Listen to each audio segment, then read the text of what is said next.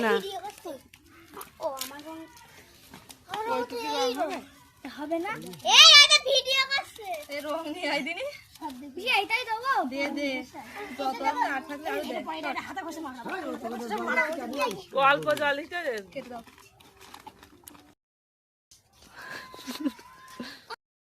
দুধ বানাবেন কেন দুধ তো মারলে হয় মারো এসো মাখো তাতে এই দিয়ে করে মাখো এ টুকরো কেমন লাগছে বলো ওরে নিজে রং মতো আমার কাছে রং দাও এত রং ভালো হবে না তো হয় দাদা মাখছি